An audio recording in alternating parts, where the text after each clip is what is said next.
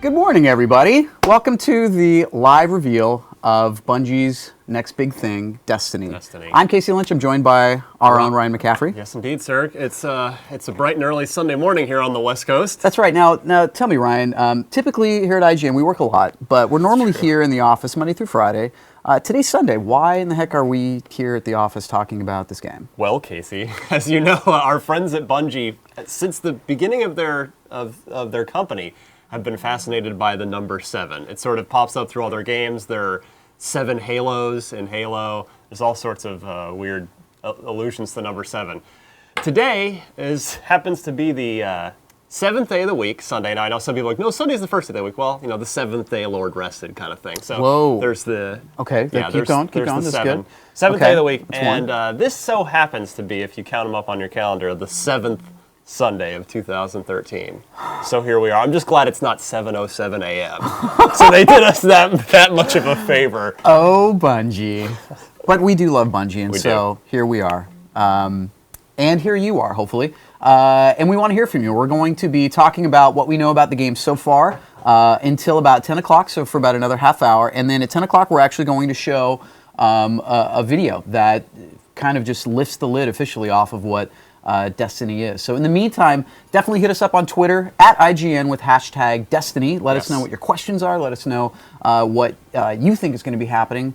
And we'll just have a big conversation. Yeah, and we suspect you'll have many more questions after we roll the video at 10. So keep those questions coming. Absolutely. So now a little background. We actually went to Bellevue, Washington, and by we I mean you and some of the video guys. Correct. And you guys actually got a chance before this to meet with the Bungie team and sort of hear from them personally, like what Destiny is. Yeah, it's first of all, their space is crazy. It's I think they said something like 80,000 square feet, which is massive, and it's in a converted movie theater. They gave us a studio tour, and you'd not really be able to figure it out from looking at it. They've kind of gutted the whole place, but there are a lot of big open spaces, big fancy pants theater, as you might expect. A whole fancy pants, that's official. A whole secret upstairs area where the big development floor is. And yeah, they had a lot of Bungie folks on hand. The actual Jason Jones himself made an appearance. At first in the morning, I wondered if he might be speaking, and I saw him sneak a little breakfast at the pastry line. I was like, wait a second. I think I just saw a unicorn or a Bigfoot. Or Willy Wonka in the chocolate factory. That's Jason Jones, because Jason is, for those of you that don't know, because really he keeps an extremely low profile on purpose, Jason Jones is the mastermind behind Halo. He's the visionary designer at Bungie. He's a co-founder of the studio. Yep. He is the man responsible for Marathon. He is the man responsible for Myth. He is the man responsible for Halo being what it is as far as 2 weapons and the way each gun feels. I mean, just the core of what Bungie's games are is owed to Jason. And he has apparently been working on Destiny since, the rumor is since sometime after Halo 2, he started to sneak away and start work on the next thing. But the full team has been going mostly since 2009 as they were sort of winding down on Halo Reach. A group of them started to ramp up on Destiny. Now their entire studio, 360 people, which is an interesting number, is now full, hard at work, 100% on Destiny. So the entire studio is committed to this game, and at 10 o'clock, I think you're going to see why. This is a very big project. So now that's all to say that in addition to just seeing sort of what's going on in the video, we're going to be able to answer questions having been there and having seen sort of a little bit more and having been walked through a lot of sort of what Bungie's trying to accomplish with Destiny and so on. Also, at 10 o'clock, we're also going to be pushing live a really big feature that Ryan wrote. So big it couldn't fit on one page. That's right. It's a 2-page feature, so make sure to click to page 2. Yeah, and then we've got tons of screens. I mean, there's a bunch of stuff that's going to be happening here. So you definitely want to stick around to get sort of the expert analysis from Mr. McCaffrey. Definitely keep tweeting us at IGN, hashtag Destiny. Let us know what your questions are. Let's talk a little bit more about the background behind even sort of the the genesis of this project and the switch from Halo to Destiny. So I mean, it was a while ago. Like, so right after Halo 3 comes out, 2007, almost a month later, we hear that Bungie's parting ways with Microsoft. Yeah, it was kind of interesting. You know, their story goes back to they were an independent studio, and then they were approached by Microsoft, who had seen the Halo demo at Macworld all those years ago, right, with Steve Jobs and Jason Jones on the same stage. It's a very odd thing you'll never see again. But you know, and Microsoft came to them and said, "Hey, we've got a console launching. We think this thing could be big, this Halo thing. What do you think of joining up with us?" And they did, and they packed up their whole studio.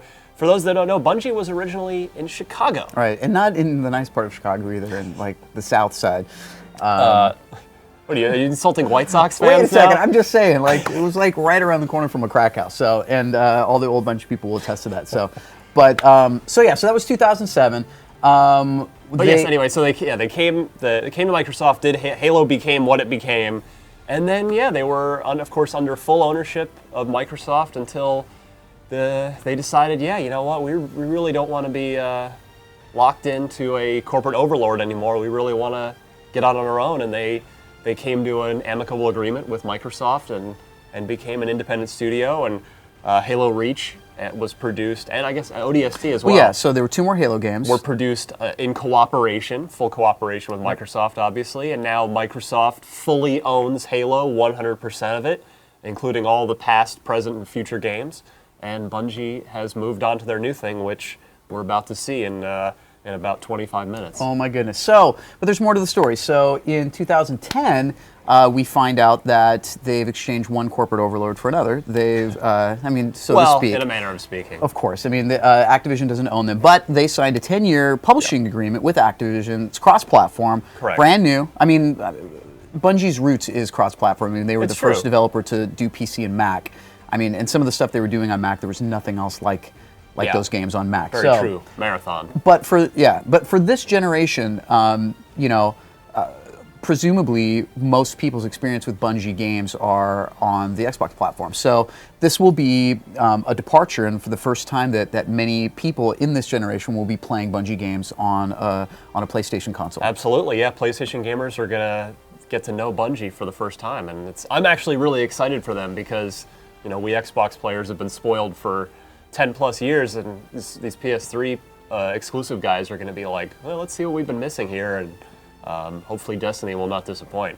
So then there's more, of course. Now you talked about the handoff between Bungie and Microsoft and 343 with Halo. So that officially happened March 31st, 2012. Right. The keys were handed over to 343 and Microsoft, and Bungie said goodbye to Halo, which was a sad day. So it was only a couple months later that in May, court documents that were actually about the Call of Duty Infinity Ward the lawsuit actually revealed all of this information about Bungie's next project, because it's an Activision-owned publishing deal. So we found out in May 2012 that there were to be 4 Destiny games coming out in intervals of 2 years, right, and then every other year there would be some kind of either expansion or addition. So meaning that there would be an annualized every year from 2013 to 2020 a new Destiny-themed product. The thing to keep in mind, Case, is, and Bungie has emphasized this repeatedly, and is that contracts change. That's an old contract. True. So there may be nuggets of truth in there. Those things were true, but we don't know which of them are still true. Absolutely. We do know, though, or we suspect that given the nature of this reveal and everything that's going to be coming up, that we are going to see the first game hit this year. That's our suspicion. And well, we'll see. So Activision had an earnings call this past week, or maybe it was last week, and they did not have anything for Bungie in their earnings guidelines. So now, what we had presumed would be a 2013 holiday title to, you know, maybe launch on new consoles and to start this whole 10-year odyssey that they've publicly said they want to go on with Destiny.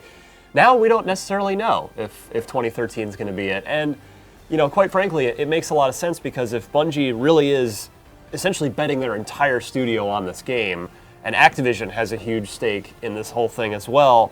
If the game's not quite ready, why get off on the wrong foot and push it out there in 2013? So if, my level of, I went from 90% certain that this game was going to hit this holiday as a next-gen launch title, maybe current Gen 2, to maybe 50-50 now. Who knows? Interesting. Okay, so if it does hit, then maybe the contracts are right. We'll see.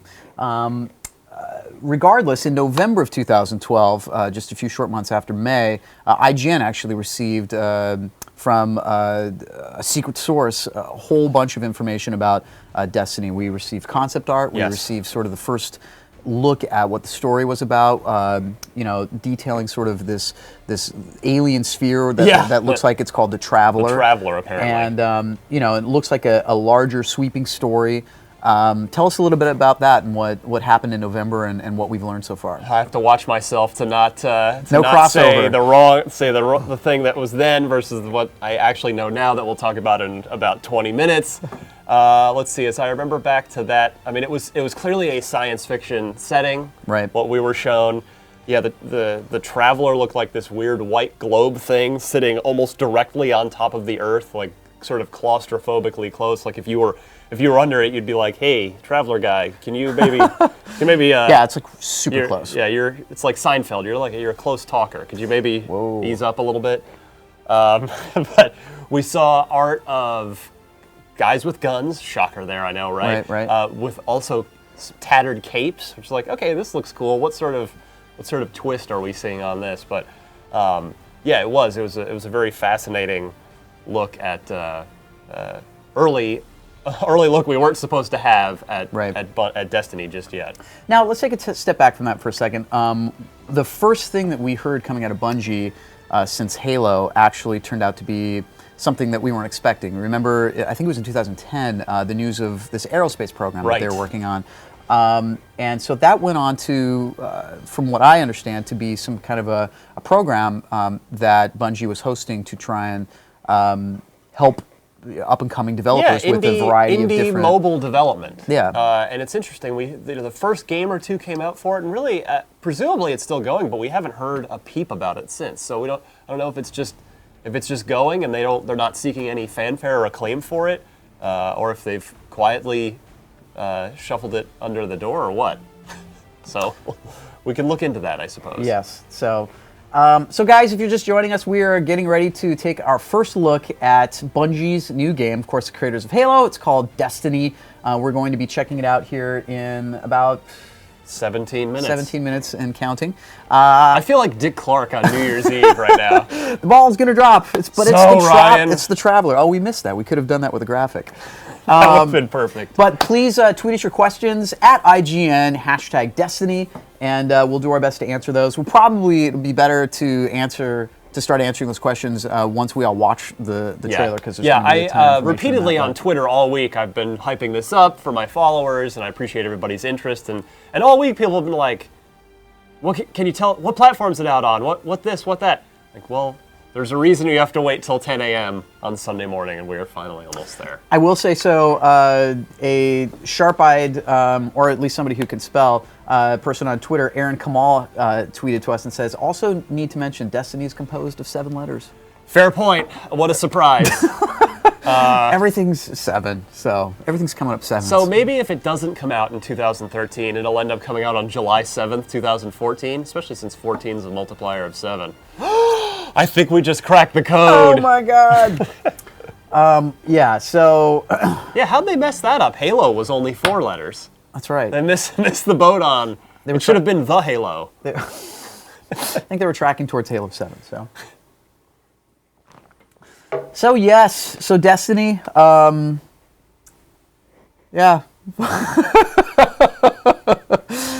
I know, I'm afraid of saying I can't reveal anything for another 15 minutes, otherwise I'm going to be a Microsoft, you'll just see a ninja star go right into my neck. That's right. From a Microsoft ninja, or a Bungie ninja rather. That's right. Or see, I have to break the habit too. I'm just used to thinking of Bungie and Microsoft together, and that's no longer the case.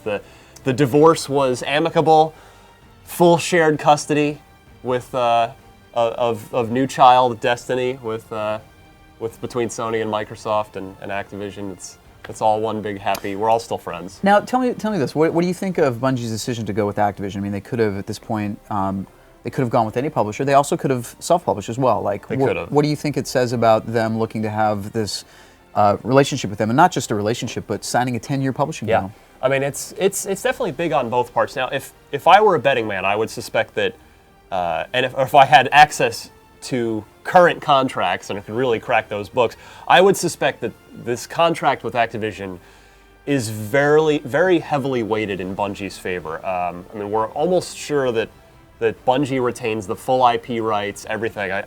It's more of a, it's a publishing agreement, not any sort of ownership agreement of any sort.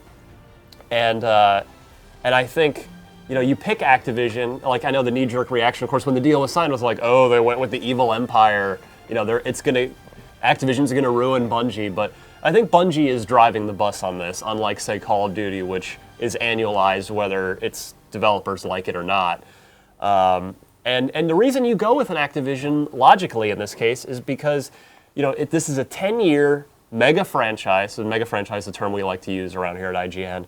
And you go with the horse, Activision in this case, that's got basically bottomless pockets and has the wherewithal and the resources to push Destiny out everywhere: television, internet, social media, movie, preview ads, just every sort of the full marketing muscle.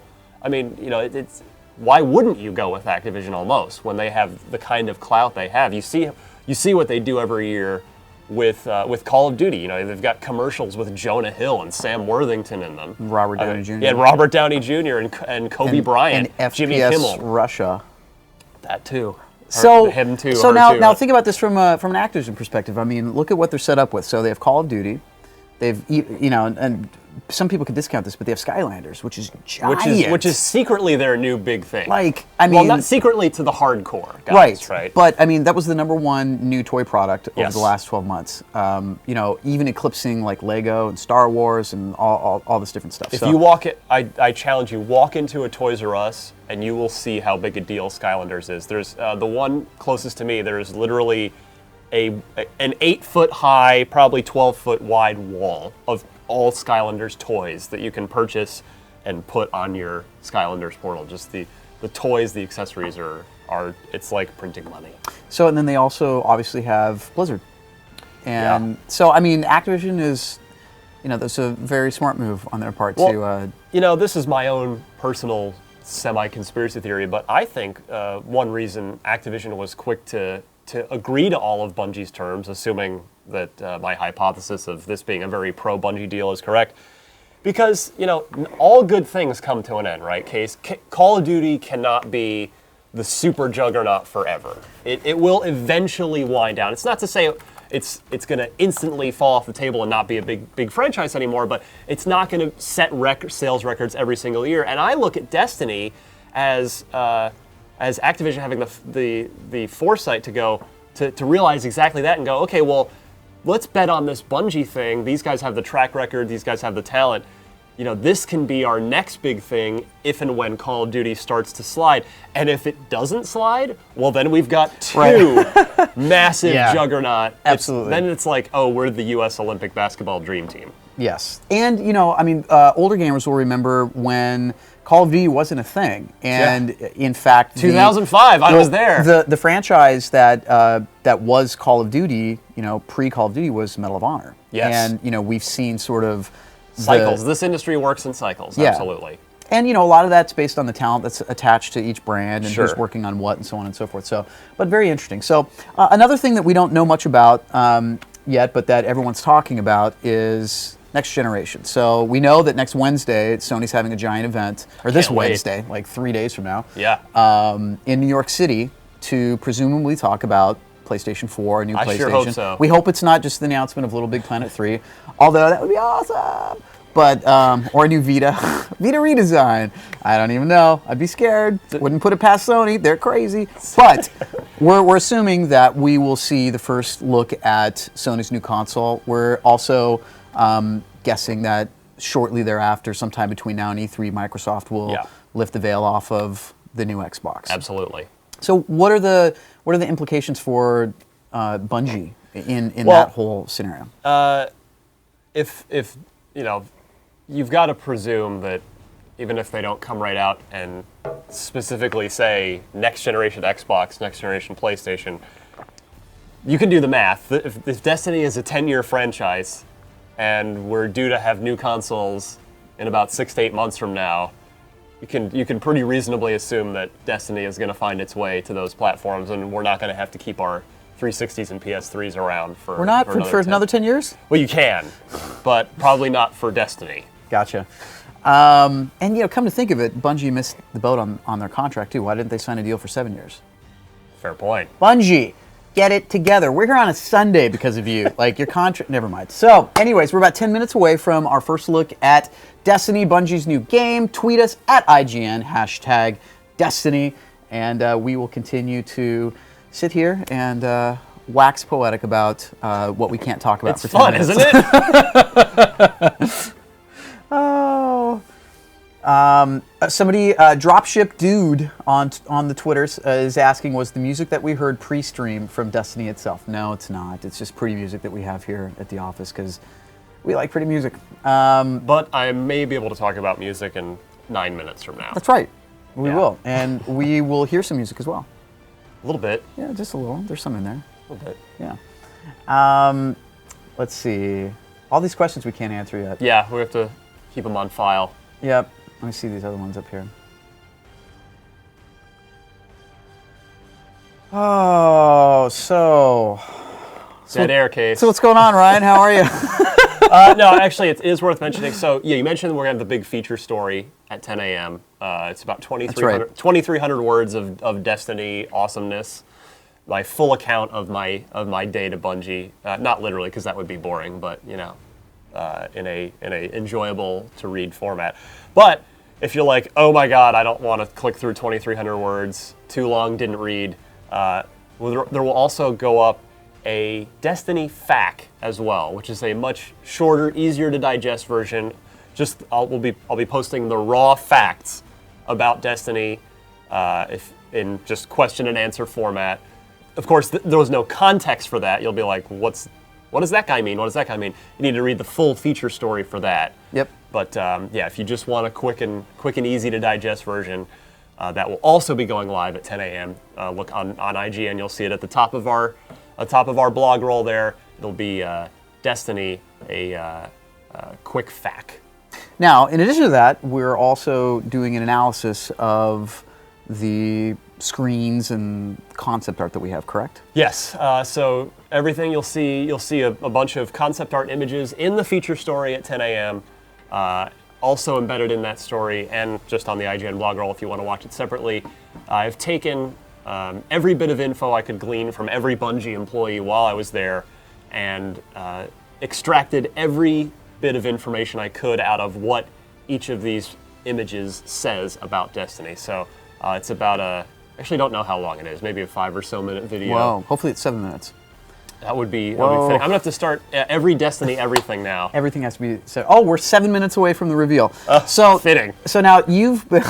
Are we tired of the 7 thing yet? Not at all. No. And we'll never be tired.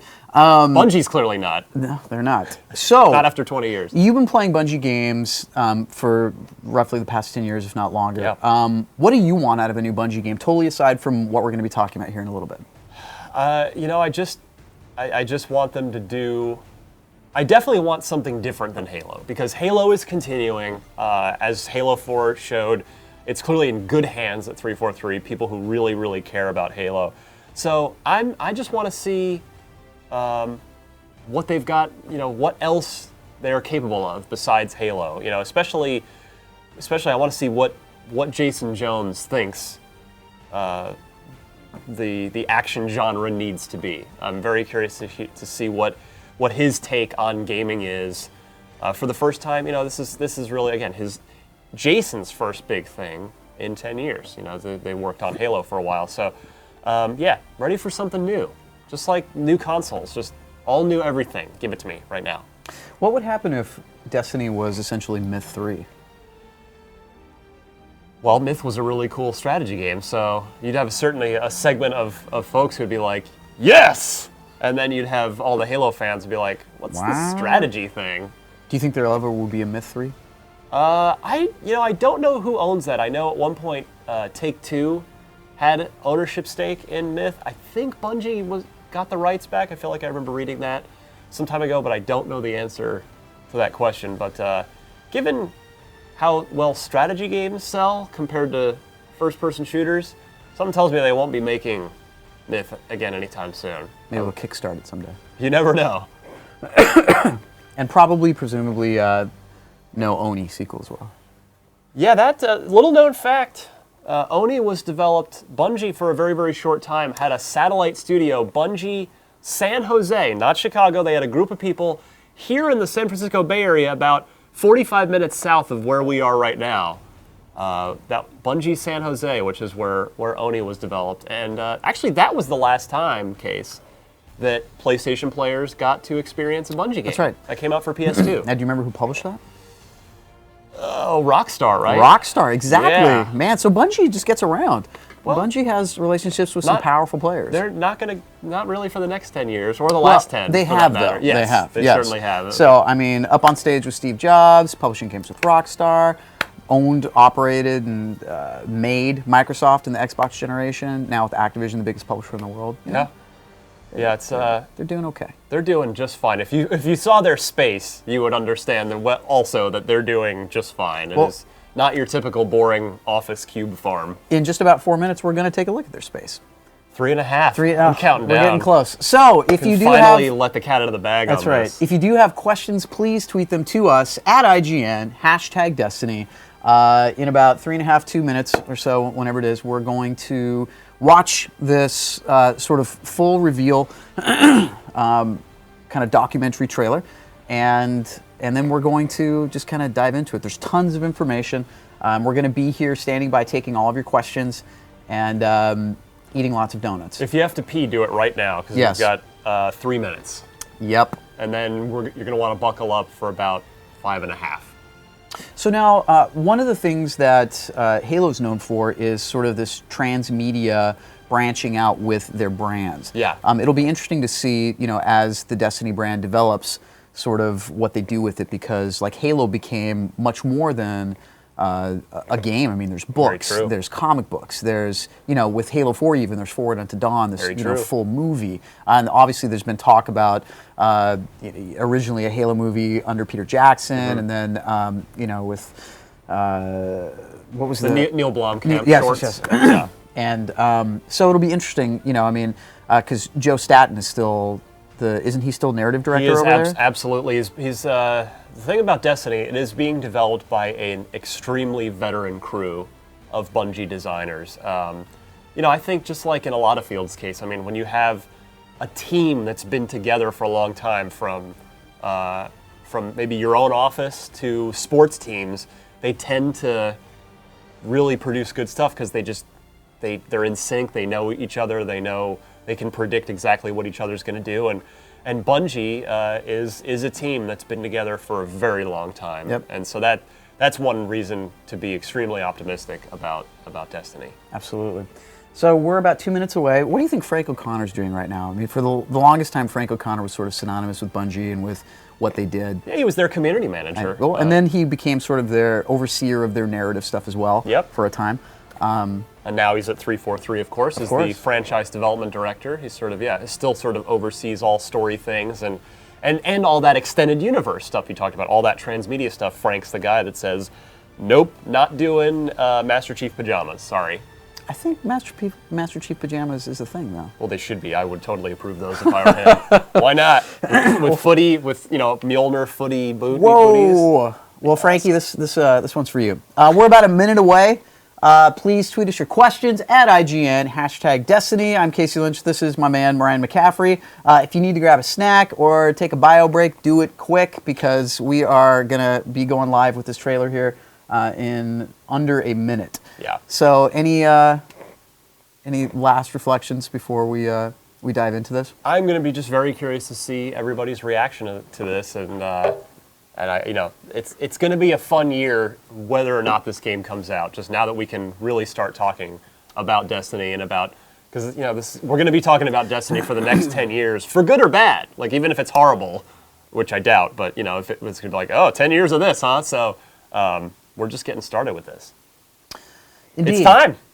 Here we are. Shall we play the video then? Yeah. So let's do it. So Alex, let's take a look at what is Destiny. That moment where we decided that the right thing was for us to do something big and commit the entire company to it, it's a big deal. The stories tell of a golden age long ago, when our civilization spanned the system. It was a bright and hopeful time, but it didn't last. Something hit us, knocked us down, and tried to stamp us out. No one knows exactly what, but we do know this: very few of us survived. And those who did owe their lives to the Traveler. The fantasy you have when you're creating an experience is that someone else is going to enjoy it. One reason that the game is so intriguing is that it's reaching players in ways that we haven't before. We're really going to make a conscious effort to build an experience which is going to be meaningful for people. Like, how do you keep a player going for 50 or 100 hours over some number of months? And to not just want to play the game, but to want to play it with their friends. Legends say the Traveler sacrificed itself to save us. The mysterious sphere still hangs where it made its last stand, low above the earth, keeping silent watch.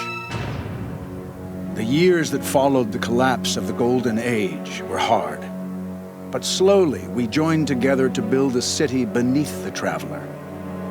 And now we've begun to venture back into the wild, only to find that we're not alone.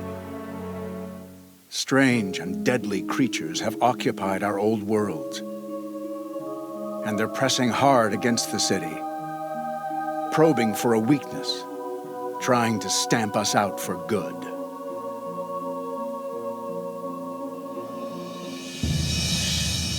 The limitations are our imagination, our ability to conceive these ideas, and that's a pretty special place to be in.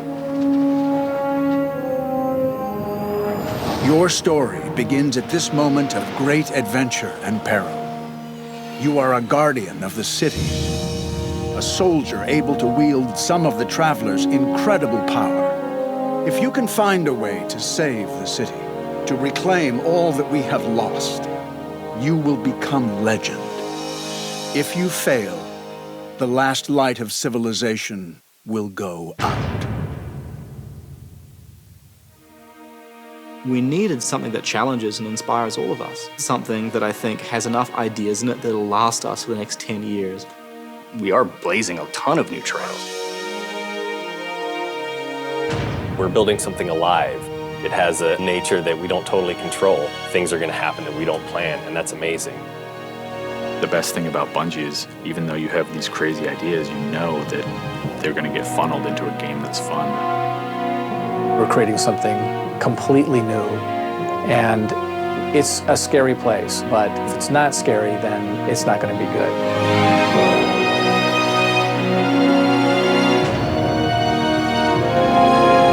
We all have a ton of passion. We all have just enough crazy to pull this off. We've gone from continuing to make Halo games to doing something which certainly draws on our past experiences and plays to our strengths, but it's new and exciting. It's going to take on a life of its own. We didn't even know how big Halo was going to get. How can anything be bigger than Halo? We'll find out.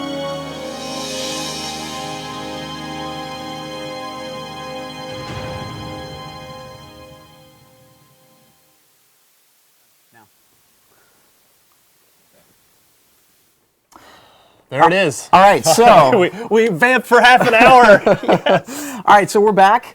And so we've now seen sort of our first look at this new project. It is set in a brand new sci-fi world.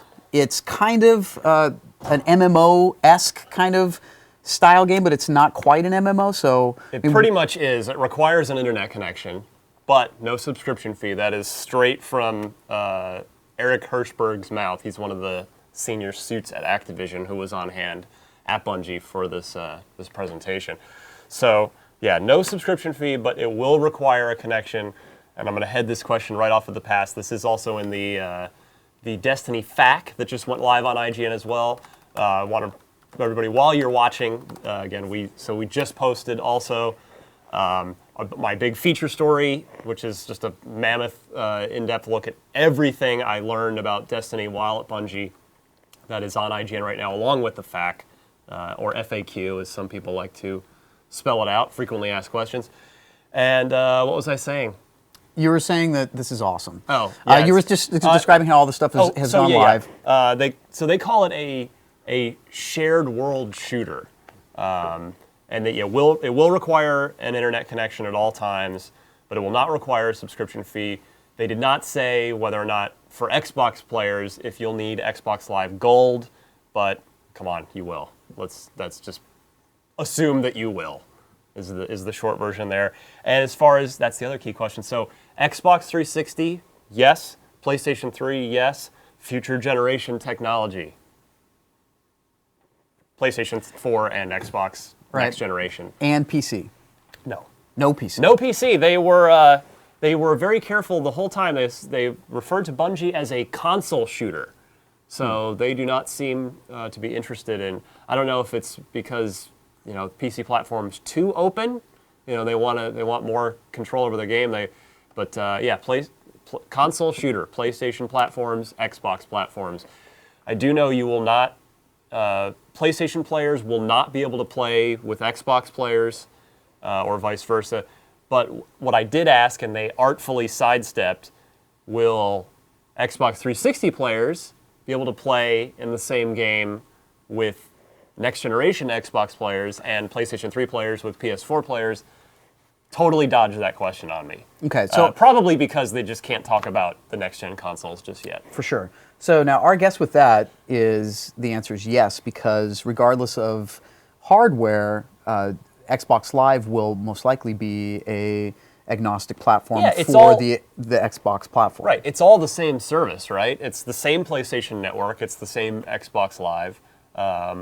Could there be technical differences that prevent it? Sure, but my hypothesis is that yes, that 360 players will be able to play with so-called Xbox 720 players, if for no other reason than the installed base on the new consoles, both of them, is going to be small for a little while whenever this game comes out, and it would make sense that in a game that Bungie was really, really heavily emphasizing as an extremely social experience. They want you to play with friends. They want other people to pop into your game, and they want you interacting with people, that they're going to want to ensure that those populations are as big as possible, so that you do have the most chances for encounters with other folks, and separating next generation players from current gen console players seems like counterintuitive to that to me. So let's take a step back. So we just premiered the Destiny Vidoc. It's a trailer explaining what Destiny is. So, and please tweet us your questions at IGN. Yeah, now let's get started. Hashtag Destiny. We're getting a ton of them, so we'll get to those in a second. But just for people just tuning in, just tell us in a nutshell, what is Destiny? Okay, so Destiny is a first-person shooter that's always online. It is, you can play the whole thing by yourself. It has a story. They sort of likened it to Lord of the Rings or Narnia style, where there's, well, I guess not Narnia because those are all self-contained stories, but Lord of the Rings style, where it's each, there'll be chapters in Destiny, like say the Destiny game that first releases will have its own overarching story. There'll be lots of little stories within that, and then the greater 10-year arc of Destiny will also have its own cumulative story. So, it's Bungie. They've always been a very story-heavy developer, and so definitely a first-person shooter.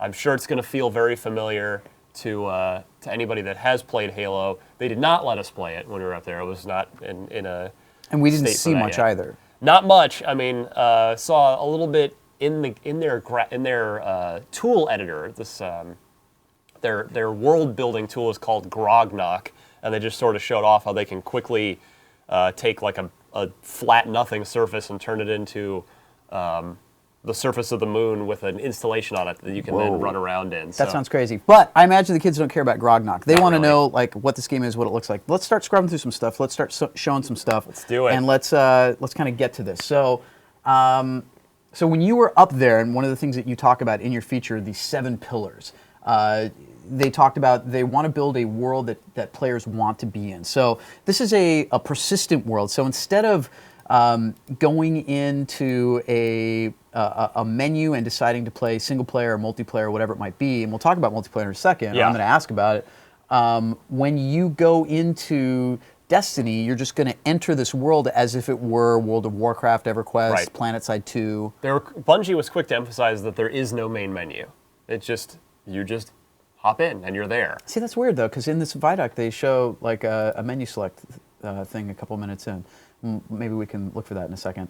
By the way, we just saw a ship, so there will be interstellar travel.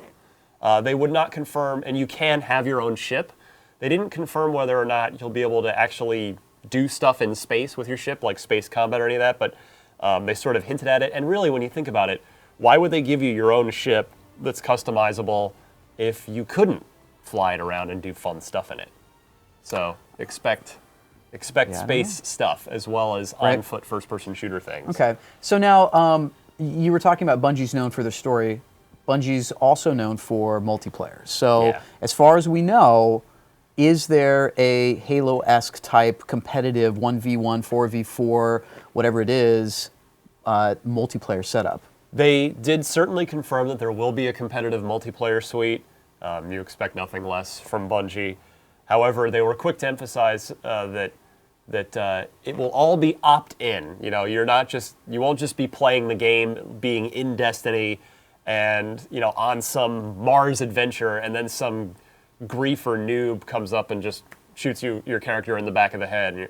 So that will not happen. There'll be no griefer noobs in Destiny? Confirmed. You heard it first here on IGN, on IGN. Whatever site this is. Wherever we are. Yeah. Okay, well, let's keep going here. So we know that there'll be some type of multiplayer, but it'll be opt-in. It may or may not be lobby-based. So what are we looking at here? This is a piece of concept art that they did not give us separately. So again, all that concept art is now live on IGN in our feature story, and also in our concept art video breakdown, which you'll find on there as well.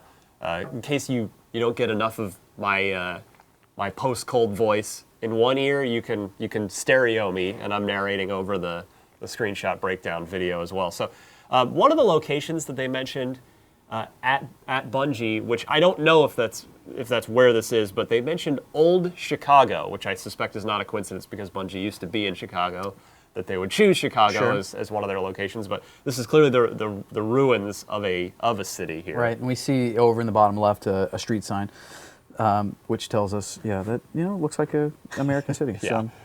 All right, so we're starting to get some questions. Sean of the Dead, Mr. Sean Cassie says, first impressions, amazing. How would you categorize this game? MMO, open world RPG, FPS, something else?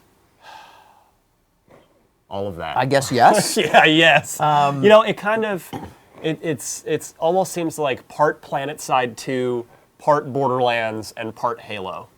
In that there's a lot of, as far as Borderlands goes, there's a lot of customization of both your weapon and your character's gear. There are unique weapons that you'll find in the game that have names. That have names, that do cool stuff. And then there are, like PlanetSide 2, there are, it is a living, persistent world that you're able to be in and be playing through, and someone else could be seamlessly match-made into your game. And the story that they gave that I detail in the feature is, they told a story about, hypothetical scenario where Joe Staten and Jason Jones were playing together. The two of them, they were on Earth in the tower, which is your home base, It's under the Traveler's protection. Right, it's a giant monolith, and that's kind of like a hub world, right? Yeah, and you can hang out there, you can socialize, and they're saying, oh, you could just sit there and watch the sunset if you want, which I guess we'll all do at least once. But then you can decide, okay, let's go on an adventure together, Jason and Joe, and so they go to the hangar bay, and Jason's been playing a lot longer, and he's earned a super badass ship that's like jet black and super sleek, and it's way cooler than Joe's boring white ship. And the two of them take off to the stars, and they head for Mars, and they get there, and they reach a city that's a buried city. So so this becomes like an instance where they go down, they fight their way through, things are getting really heated, and then all of a sudden, before they head down into the structure, they're on the surface trying to even fight their way in. A third player, playing a female character, comes speeding in on a pike, which is essentially what looks like Destiny's version of a ghost. It's a single rider, sort of almost hovering motorcycle looking thing, and that character, she swoops in, helps you out, doesn't say anything, and then just leaves. But of course, you could group up with her if you wanted to. And then the two of them, they continue down, they plunder down into the base, and eventually get their loot and find a couple unique weapons, and they're done. They've just had a fun little instance that they can talk about at the water cooler the next day. Yeah, so I mean, it sounds like they're trying to produce these moments where you'll have an hour or two slice of gameplay that could potentially be something totally separate from what you intended to do when you logged into the game, that you discover, and some of that then gets changed, like you said, by the introduction of a new player that you weren't expecting to meet, and so on and so forth. So very interesting. So let's go back through the trailer and just kind of talk about things that we can see in the trailer. Why don't we just start from the beginning and just kind of let it play, and then as things pop up that maybe we can give a little bit of extra context to. Sounds good. We can do that. Bowies2 on Twitter asks, will it require internet at all times, or can you play offline? I think, we've been pretty clear so far that yes, absolutely, it will require an internet connection. Again, we do not know if Xbox Live Gold will be required if you're an Xbox player, but assume yes. Okay, so we're looking at what we presume to be space travel. Looks like it's the form of kind of fast travel. In the MMOs, it's common to have different ships or whatever it is, transports to get you from one location to another. It looks like we're going to be going from planet to planet as well. Definitely. Certainly within our galaxy at the very least. Maybe that we don't know if that's maybe what they're going to launch with and then sort of expand out after that. But Mars and Saturn and the Earth's moon. So right here, let's start right here. So now this is the Traveler, the big orb. This is it is fixed over what we understand to be the last remaining safe human city. Yeah, because it's literally under the Traveler's protection. What's also interesting about the Traveler and about gameplay is that magic factors into Destiny, because the Traveler has some sort of power to it, and those under the Traveler's protection can wield some of that power. I think we're going to have a thing we can pause on later on to talk a little bit more about that. But and this is also evident, again, if you look at the art in our feature story or in the art breakdown video, there's one piece of art that shows the 3 character classes, which I'll talk about in a second. And one of them has sort of a fiery, ethereal glow around his hand. So magic is definitely going to factor into Destiny. It's not just going to be first-person shooting with guns. Gotcha. Now we also see, here we can just keep it playing, but from this shot here, we can see this is a giant world. I mean, so can we presume that, who knows if we'll be able to go everywhere there, but it looks crazy. So let's talk a little bit about this. So, and you can keep letting it play here for a sec. So this is some sort of integration with some kind of an iPhone app. I do want to stop here. We'll talk about this in a minute too, but go ahead. But yeah, so I mean, it looks like they're taking the experience and they're extending it in a way so that not only is it persistent in the world when you log in, but it's got some level of interactivity on your phone, on your computer when you're away from the game. So what do you know about this? Yeah, just that they said Destiny will find you wherever you are, was sort of how they phrased it. Kind of scary. Yeah, a little bit. Almost remember that EA game Majestic way back? That was a little that would call you. Remember that? Anyway, look it up. Wow, going back. I'm old. What can I say? So, I mean, this isn't the first time that games have had some kind of crossover with this type of yeah, thing. but this isn't just like a dumb little app. They say they're pushing the boundaries on this. Now they did hint that you'll be able to, you'll not just necessarily get updates on what your friends are doing, or here we kind of see presumably your own character, just checking out what your character has and his gear and such. But they did say that suggests that you'll be able to somehow affect the games of your friends who are in the game. Whether you'll be able to, I don't know, gift them gear or send them on missions or what. So let's scroll back just a little bit and kind of play through this and see what we can glean about it. So in the shot just a second ago, it looked like it said something about story. Like story. Go back. Yeah. So we can do it. So the Queen, new chapter on Venus. So Venus, like Mars or any of the other planets in our galaxy, go there. Yep. you can visit. So it looks like either something's unlocked or someone somewhere has discovered something called the Queen. And and it was a push notification, Venus, the shores of time. And here's the goal: help the crew loot the Academy archive. So book 1, chapter 3. So it looks like the story itself could be either in the game, broken down into books, chapters, right, or this could be something totally separate on iOS or on your mobile device that is ancillary as well. It's possible. I suspect Book 1, Chapter 3 is part of the overarching Destiny story. Of course, this could all just be placeholder, and Bungie knows the internet is picking apart every little detail. Of course. Well, let's this continue video. to pick it apart. So let's keep going. Yeah, what I wanted to talk about here on this next shot right here, we get some basic character stats at the bottom of this iOS developer screen. Energy, shields, agility, and discipline, which are 4 interesting character stats. Again, they could be totally fake. Yep. But since Bungie knows everybody is frame by framing this, just as we are. Absolutely. But we also see on the left-hand side what looks like 3 separate weapons. Your so weapons, maybe yep. you'll be able to carry 3 weapons. We also see some kind of a stat, 1790. We don't know if that's experience. We don't know if that's level. We don't know if that's... if you can reach level 1790, that would be pretty impressive. It could be the time you spent. It could be... I have no idea. Could be anything. So let's keep going.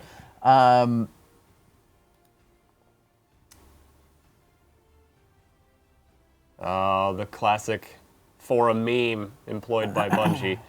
Let's see if we can see anything here. So socially on Twitter. So it looks like Bungie.net will plug into Twitter. You got to read the forum. Nothing fun there. Notice the number 7 again in the Bungie logo. Oh, guys. Destiny update, new mission. Whoop, go back just a little bit. Just a frame. So, new missions, fresh rewards await in Destiny. Get in the game and help us take our worlds back from our enemies. So, how do you feel about your phone telling you to play a game? I mean, on one hand, it definitely has a novelty to it, but on the other hand, like, I don't know about you, but sometimes, like, in Letterpress or Words with Friends or whatever game you're into, sometimes you get those nudges and you're just like, gosh, I can't... So, and obviously, I'm sure you can opt out of this and, you can turn off notifications or whatnot. So, absolutely. But interesting that your phone is going to be prompting you to play a game. This is the next generation, Casey. I know. You can't escape gaming anymore. Keep up with the kids. So you don't play the game plays you. So SoulCap7 on Twitter says he's asking about Halcyon, which we saw on that last screen. He says, is it a race or a class? By the way, any ideas of different classes, and can you play as a different race? No, you will be playing as humans. That much we know. Confirmed only as humans? That was what they seemed to make pretty clear at Bungie. And what was the other part of the question? Is Halcyon a class or race? Well, I think that was a character name. It looked like Hal Cylon, didn't it? It looked like... Yeah, but Halcyon, or Hal Cylon, correct, yes. Yeah, so that's somebody's name that's a play on... that is not... So the 3 character... Well, that is a perfect segue to the 3 character classes. which are Titan, which seems to be the sort of standard carry big guns, shoot 'em up. Like a tank. Yeah, like a tank. And then we have a Hunter, Yep. sniper rifles, stealth, moving quietly. And then the Warlock, that's where your big magic comes in. So in MMO terms, that sounds like a tank, a rogue, or hunter, and a DPS. Basically. Okay. Yeah. So kind of standard classes. So far, they refuse to say whether or not there will be more than 3, whether it's just those 3. They just mentioned the 3. Okay, we're going to continue to scrub through this footage. If you are just joining us, we are talking about Bungie's new game, Destiny. Tweet us your questions, your thoughts, your impressions, your hopes, and your dreams. Let's At stop. IGN, hashtag Destiny. We want to stop here and take a look Let's at this. stop here. So this is the Hunter on the left. That is a player character. And then we have a couple of different, excuse me, a couple of different enemies here mixing in the background that the Hunter is hunting. In the middle, the big guy, that is a Cabal. They're described as sort of large rhinoceros-like aliens. By the way, all the aliens are out to stomp humanity into the ground once and for all after humanity was nearly wiped out, but the Traveler came in and saved us and is protecting us, and now we're sort of venturing, as Destiny begins, we're venturing back out into the stars to try and spread our dominance once more, and various alien races are out to stop us. On the left is the left to the left of the screen is the Fallen, which is another one of the enemy classes. If you look really closely, so again, we're looking at the second character to the left between the Hunter and the Cabal. You can see a second set of arms there, Case. See that? Oh, yeah, look at that. Boom. So the Hunters are sort of insect-like, spider-like. Fallen. Yes, sorry, that's what I meant. The Fallen are insect-like, spider-like race, and all Bungie would say was, think about how that might affect how they would attack you. So I suspect they're going to be a very fast, very agile, very difficult to deal with enemy type. And maybe melee-based. Possibly. Right. So Quite now, possibly. a couple observations. The sniper rifle looks very reminiscent of the 50 cal from Halo. A little bit. And is it just me, or does the Cabal look like an overgrown grunt from Halo? He kind of does in this image, doesn't he? Is he going to go, ah, demon? That would be pretty hilarious. Oh, and then to the far right, I think is one of the what Bungie colloquially referred to as space zombies. Space zombies. Yeah, Okay. Which one? The far right? Far right of the edge. That looks like a Fallen. And maybe I'm. We do definitely see the space zombies in the art that's on IGN right now. All right. Well, let's keep going. So that's a look at the Hunter class. So now, what are these guys? Right here, the Vex, described only no other details other than they're time-traveling robots. Case. Time-traveling robots. Time-traveling robots. Okay. So now pause it real quick and go back. Now all of these weapons seem to have some kind of. You can just grab the little. There you go. They all seem to have a very Bungie-esque, very Halo look. Like that weapon looks like a mix between the fuel rod cannon and several different Covenant weapons crammed together. So there's also some Mass Effect stylings in the sort of chassis of the robot I agree exoskeleton. with that. So, and granted, the further we get in life, I mean, everything kind of like borrows from itself and we're from other old. things. So we are. So, anyways, but it's interesting to note, even with this kind of stuff, that these weapons as well look very Covey inspired. Like These a are carbine rifle. These are space pirates. Or excuse me. I believe these are fall. In the back there is a spider tank, and you can kind of guess why it's called that. Got a very spidery look to it. Because it's kind of awesome. Can't wait to drive that thing. Right. Obviously, you're going to have at least one pilot and one gunner on the back there. Nice. Do we know anything about how we get these vehicles? Like, I mean, I know We that do not. with the spaceships, it seems like there's going to be some kind of customability and leveling up or getting better. Now, you mentioned this other character riding a pike. I wonder if we will get sort of beginner mounts or intermediary mounts like we would in another MMO, say. Yeah. and maybe that is a tank or a mount that is a 2 or 3 man mount that we could get later on in the game. You would suspect so, yeah. So I've paused right here. This is a much clearer look at the Cabal, the sort of rhinoceros-like big giant aliens that we mentioned earlier. And Casey, I think you're on it. They look a little grunty. Yeah, they look a little different here. So these guys almost look a little bit. God, what are the? I'm totally spacing the little squashed guys in Mass Effect. Oh yeah, I'm with you.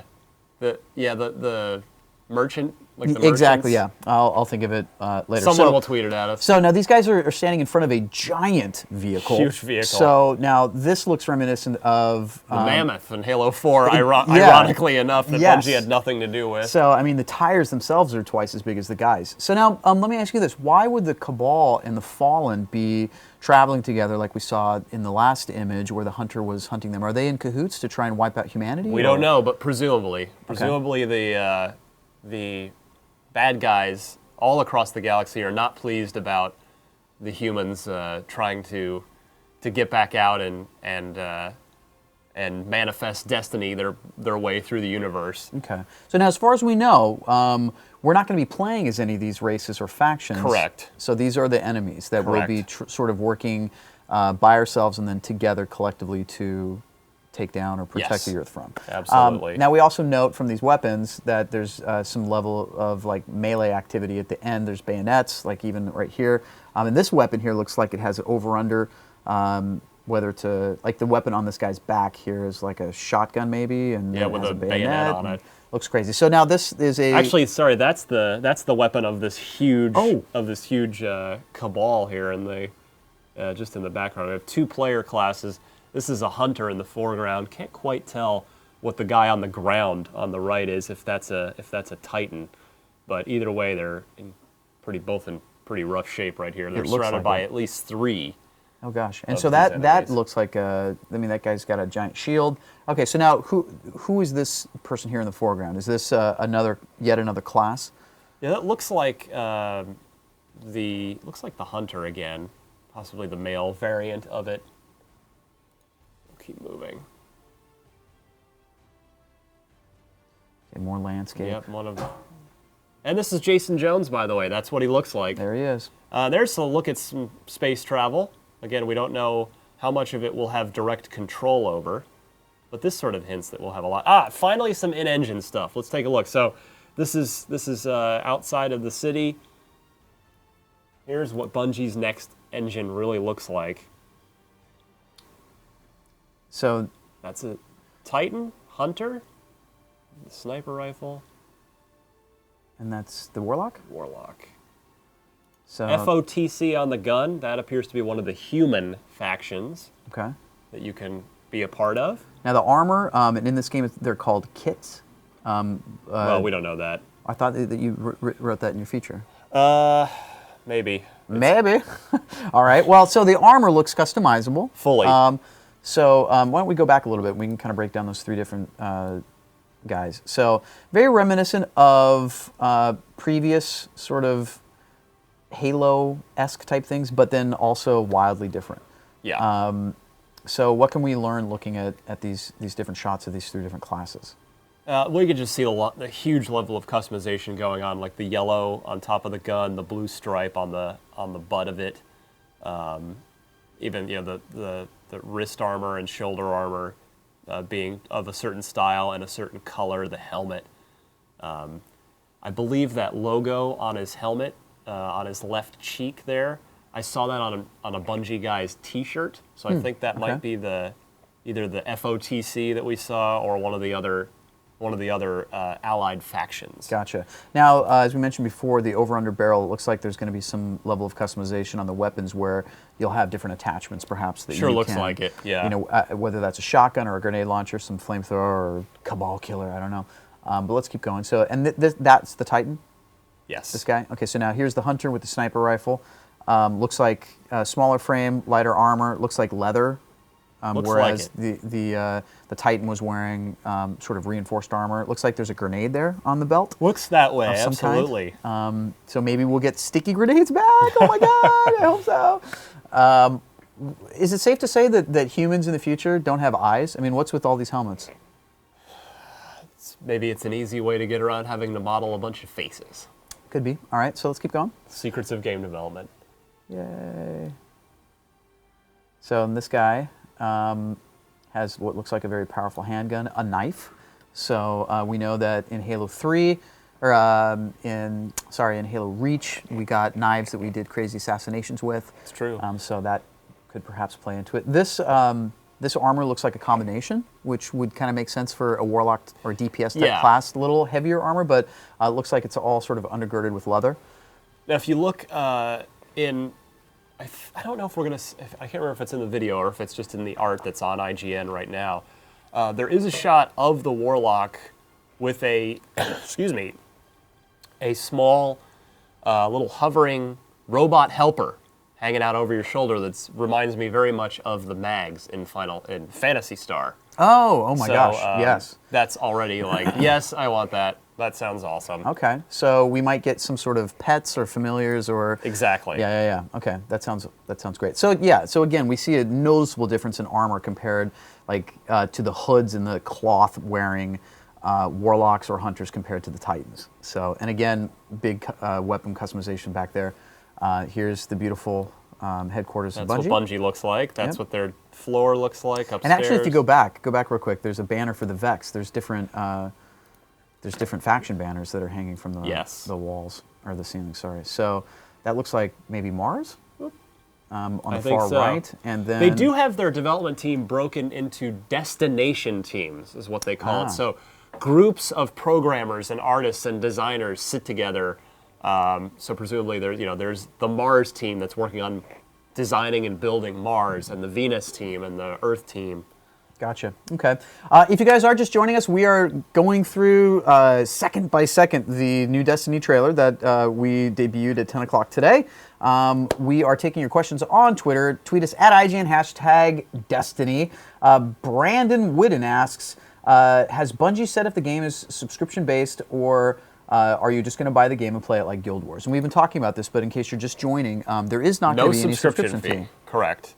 Here's another one of the very rare in-engine looks at the game we get. So you can see there's some, if nothing else, Destiny is aiming to have a massive scale to it. I mean, this is the top of just a huge city overlooking, and you can go anywhere. We'll see more of this later on in the trailer. Now, a lot of this is guesswork, but could we presume that this might be a shot of something in the tower?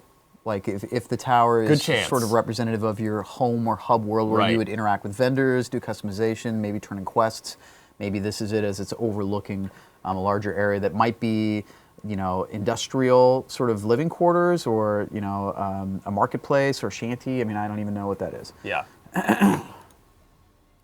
But we can see people running back and forth. Oh, here's a great scene. Let's take a look. Let's just let this one roll. Really get a look at the dynamic lighting there.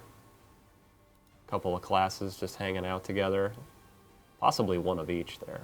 It's tough to tell.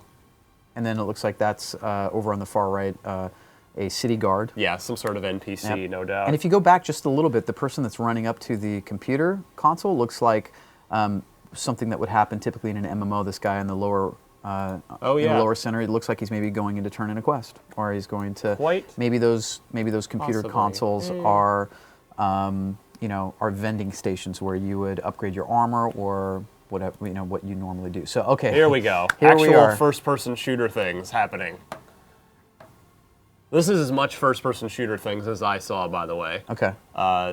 Something to be very clear about. If you're wondering, boy, why aren't there any screenshots, or why aren't you talking more about the game?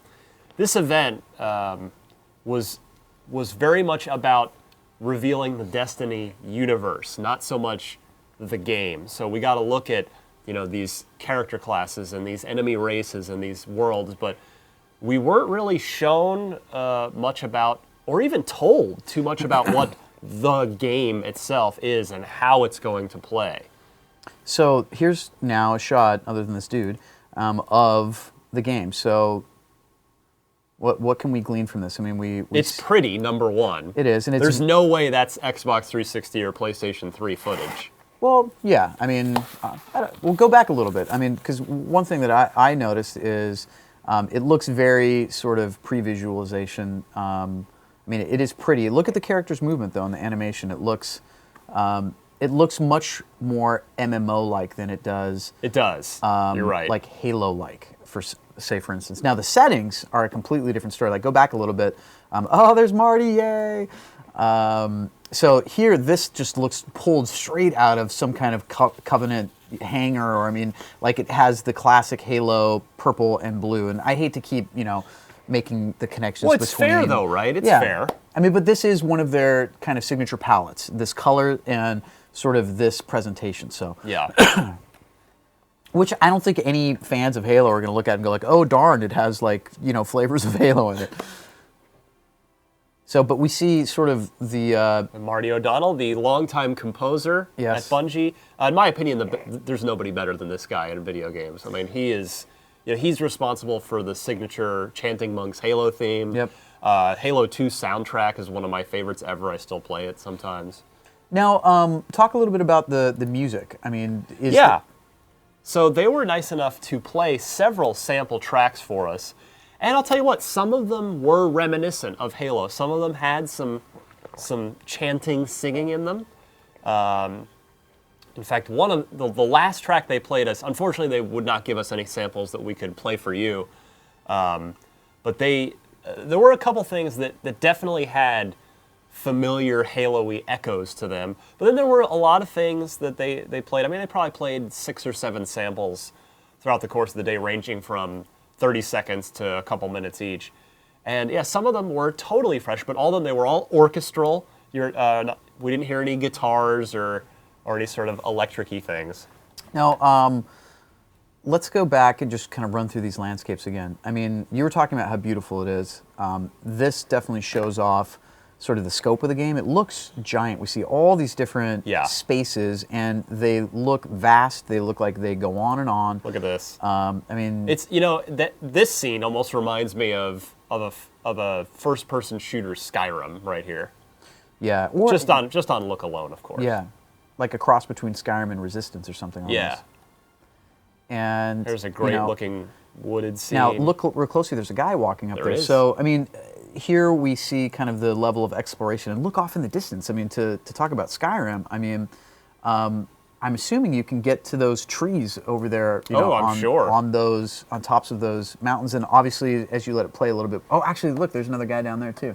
There is. Good eye. Down at the very bottom of the screen. So, and it looks like there's just stuff to do everywhere, off in the distance on the top left. Yeah, there's an installation to the very left there. That's presumably a gameplay area. You can... So it's not linear. It's not presented in a way that we're familiar with in sort of the Bungie ecosystem. If there's a level that's as horrible as the library, you're just going to have to find it on your own. It's not going to be drip fed to you as level 6. At some point they may troll us if they have 10 years with some library level. So, but I mean, this speaks to kind of like, so this looks like some kind of a bridge or walkway that you're just going to discover while you're playing. So again, this goes back to the idea of you log into play, but then you find yourself doing things that you weren't planning on, and you trip over these different environments. Now you're going up here, and maybe there's a dungeon, or there's some instance, or there's some bit of story that gets told. That's Joseph Staten, by the way, the narrative director. Long time. Staten or Staten? I should probably ask him. I should call him and ask him. Here's another beautiful scene. Again, outside.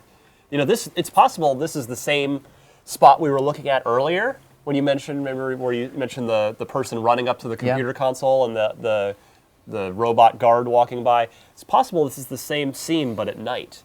Right. So that tells us that that we're going to have day and night cycles. That is for sure. They did confirm that, absolutely. That is so Bungie. That just little circle thing. So. And I mean, look at these vistas. Look at that. Like I mean, just giant. Bungie has always been really awesome at doing sky. Well, yeah, their skyboxes are top notch, world class.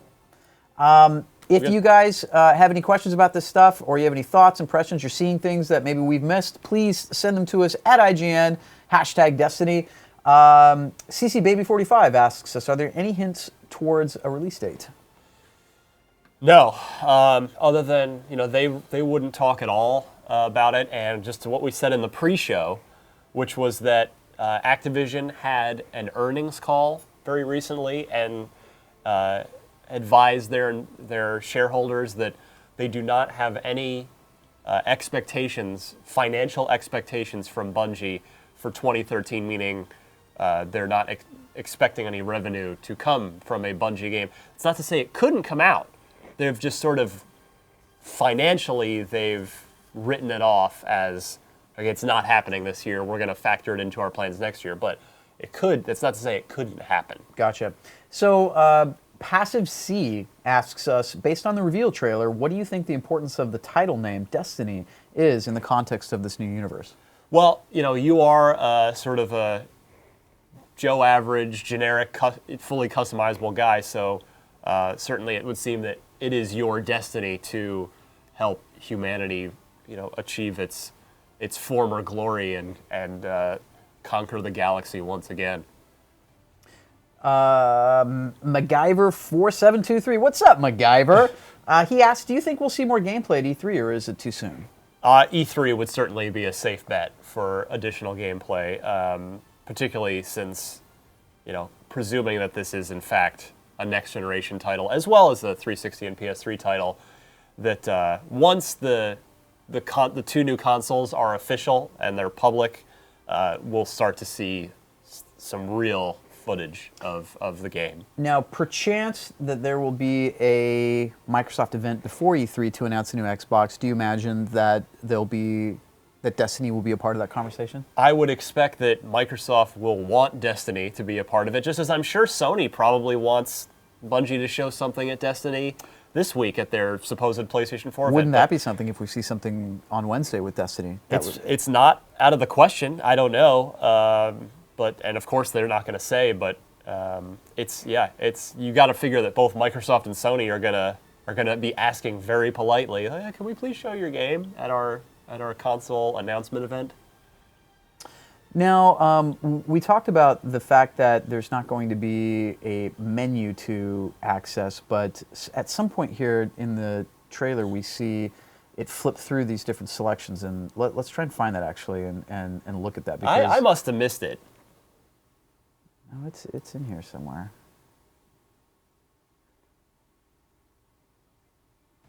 It might be earlier. Yay. Fast scrub. All right, let's back all the way up. Back up. Dip, dip, dip. Pathways Out of Darkness. Which is, of course, a play on one of Bungie's very, very early games, Pathways into Darkness.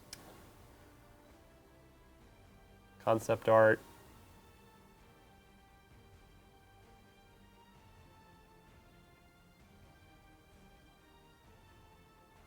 Right here. Oh, so all right. We actually didn't pause on this earlier anyway. Yeah. So let's go back and let's watch this. So character select. Whoop. So Hal Silent. I think that's your character, as I suspected. Looks like he's name. level 6. Yep. And looks like he has 25,000 of something. He's in a guild that called loves pants. And he looks to be a warlock class. Correct. And it looks like he has 3 other characters. So it looks like you could continue to add characters. And suspecting that the geometric shapes in the upper left corner of each of these character class panels, so the triangle here, the 6-sided thing within, but the triangle, the other one, I'm sure those are all faction logos. Right. Or they could just be sort of your customizable thing that Bungie's very keen to have symbols that you attach to, whether it be your shoulder or something like that. So let's keep going. All right. So this looks like it could. This looks like a lobby, like joinable. Well, you are definitely right about that. Here's, how we even have a add friends Y button menu. menu. So this is a menu. And now we see the city from home. That might be your hub world. Chapter 3 looks like maybe where you are in some sort of the story progression. Bounty, collect your weekly bonus. That looks like they're going to have like weekly challenges like they had introduced in Reach. Strike, random hoppers. Strike and raid and faction. See, well, faction wars certainly implies the competitive multiplayer there. Right. So, but strike and raid could be cooperative, non-competitive scenarios. Faction wars, I think we can safely say, is your competitive multiplayer. Yep. So very interesting. So that kind of goes against the whole idea of no menu, but that's okay. Let's keep going. Does it cycle? Okay, so he chooses the city, and it looks like it. Now we don't know if that's directly connected to like, oh, when you choose that, your spaceship flies off to the home city. Do we know the name of the home city?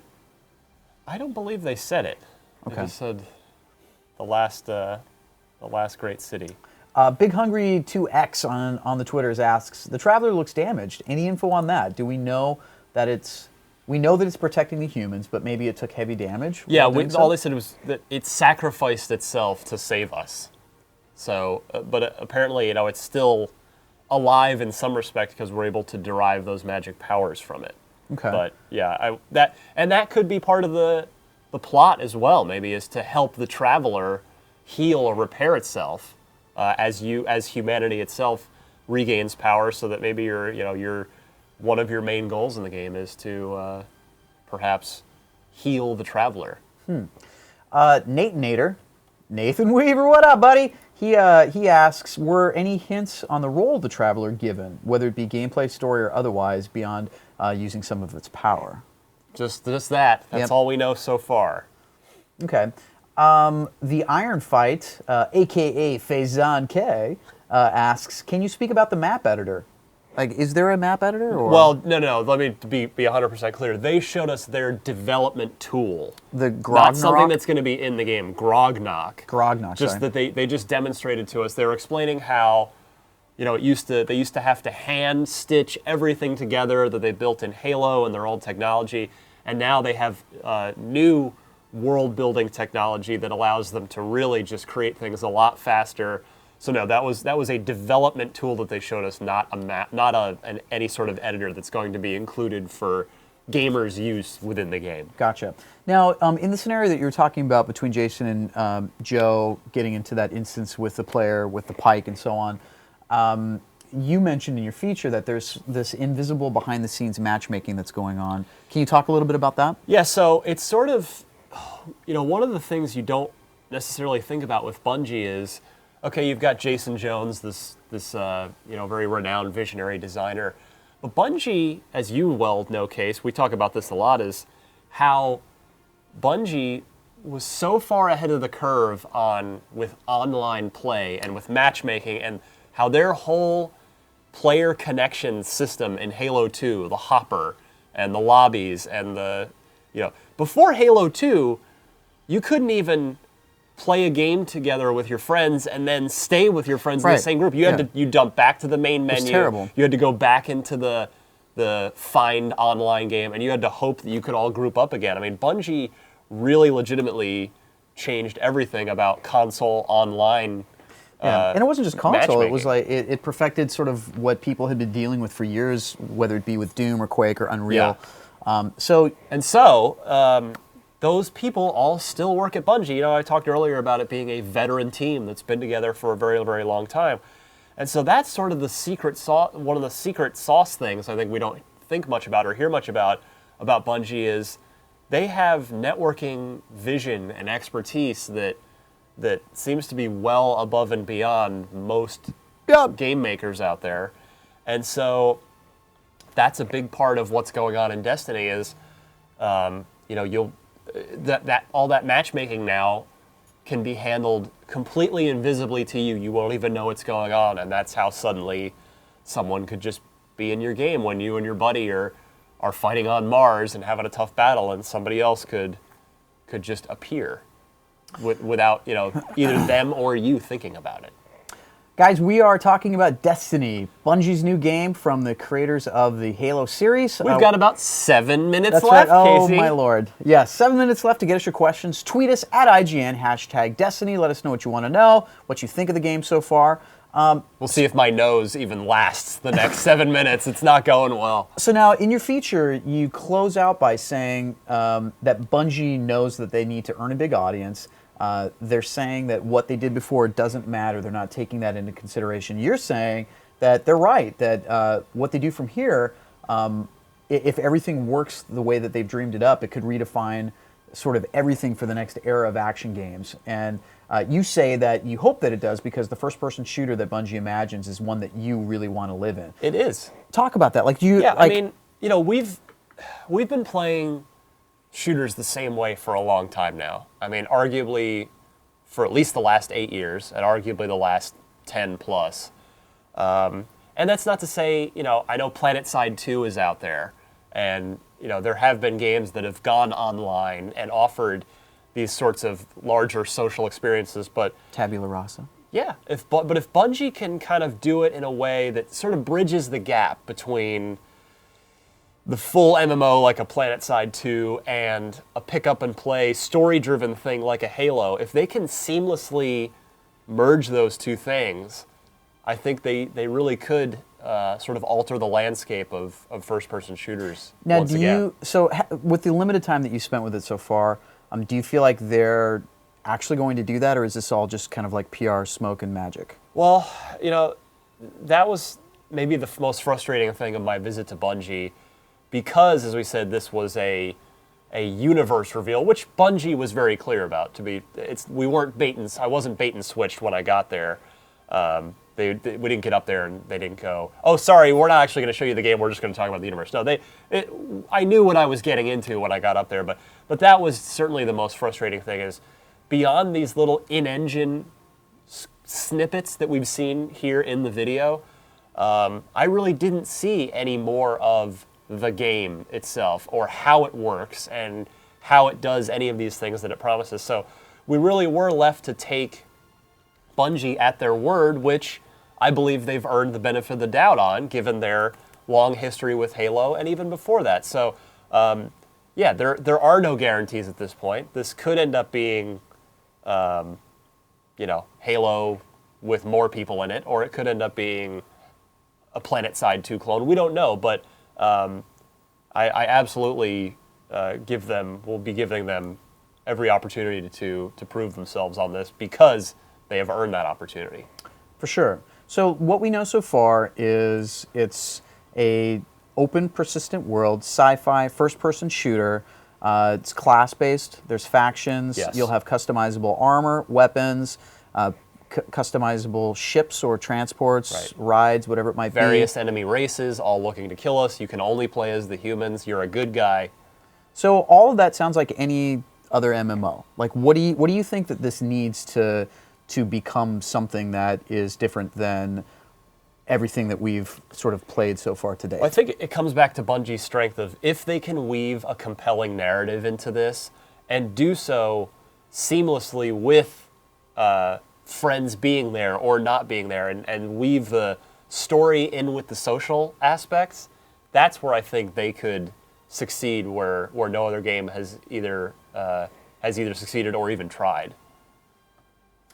So we are very close to finishing up here, about 3 minutes left. Please tweet us any remaining questions you have to @IGN, #Destiny. Should we just power through last few questions? Are we pretty caught up? We're caught up on questions All right right. now, so keep sending them through. What else are we missing? What are we going to be talking about after this? Well, we're going to be talking about when do we get to actually see the game, which is probably going to be E3 if I had to lay a wager on it. You know, maybe we'll see it at Sony's thing this week. Maybe we'll see it at Microsoft's console announcement event, whenever they do it. But I would certainly bank on E3 being a big coming out party for Destiny in the gameplay department, and I think it'll be a centerpiece title for both Sony and Microsoft, or one or the other if Microsoft can. Or if one or the other decides to maybe write Bungie a blank check, like, hey, come be only in our stage presentation. Let's hug. these things do happen. They do happen. Speaking of money exchanging, Anthony Smith, what up, Anthony? On Twitter, Mr. A88 Smith asks or says, Destiny seems like a prime opportunity for Bungie to take advantage of microtransactions. Any confirmation or speculation on this? They didn't say a thing, but you can bet the farm there will be things you can spend money, both real and fake, on in the game. Anthony, if you have a farm, you should start betting it. We're about a minute away from being finished. If you have any other burning questions, please hit us up at IGN, #Destiny. Also, there's tons of information in this trailer. We know that you, hundreds of thousands, millions of people out there are just as smart, if not smarter than us collectively. You guys can pull all sorts of information out on this. Go to our wiki and fill it in. Our Build wiki it out. is www.ign.com/wikis/Destiny. Stuff you pick out about factions, stuff you pick out about weapons, any of that kind of stuff. Go in there. You can edit it to your heart's content and be the experts there. Well, we're planning to be the experts as well. I'm really stoked about Destiny. That's why I lobbied to be the guy that got to go up to Seattle for this, and because they're just, the ideas here are so big and so powerful that if they can pull off even 70% of it, I think we're looking at a game we're going to really enjoy playing for the next 10 years. 70? 77. There's a 77% 77. chance it's going to be awesome. All right, last question. Mr. Rocket391 says, I remember that the game was originally going to be released on PS3 a year after Xbox. Is that true, or will it be together? So that was part of that old leaked contract. Remember, we said at the top of the show, contracts are old. That one is, anyway. So it was announced. No dates were mentioned, but Bungie specifically said PlayStation 3, Xbox 360, future generation technology. That's not to say that they're not, that the PS3 version will come day and date, but they could still. So it's coming to PS3. We're not saying when, but as far as we know, it's going to be a simultaneous multi-platform launch. Remember, their partner is Activision, and Activision is not one to do console exclusives typically. All right, so we're going to close out here. Final predictions. Like, when do you think this is going to come out? I think they're gonna aim for the next gen console launches this holiday, but for the exact reason I said earlier, that this is a 10-year deal and they're not going to want to get off on the wrong foot if they don't feel the game is quite ready to go. I think they will delay. What's your prediction, though? Is it going to come out this fall, or is it going to get Given that Activision is not factoring it into its earnings, that says to me that Activision's not very confident that it's coming out. No, I'm going to say sometime in the first half of 2014. Whoa, you heard my it own here prediction. First. Also, I predict that it's going to come out this fall. So I think it will. I'm really sorry about my sinuses, by the way. All right, guys, thank you so much for tuning into the reveal live of Bungie's new game, Destiny. I have been Casey Lynch, and you have been Ryan McCaffrey. And as always, keep it tuned to IGN for all of your Destiny news.